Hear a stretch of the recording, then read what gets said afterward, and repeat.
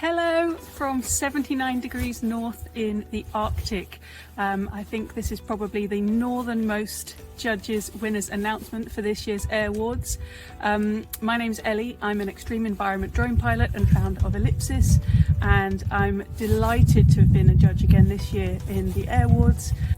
This year's entries were no exception. We had some phenomenal projects from all around the world, from jungles to volcanoes to the Arctic to the oceans, all sorts of projects which are innovative and disruptive and using aerial technology to maximise our opportunities to help improve current conservation efforts all around the planet. So it is my great pleasure to announce this year's winner for the Conservation and Environment category in the Giving Back group. And the winner is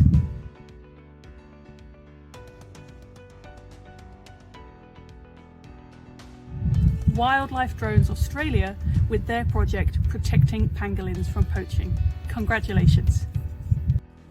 I'm Dr. Debbie Saunders, the CEO of Wildlife Drones, and I'm super excited to be announced as the winner of the 2022 Conservation and Environment Airwards.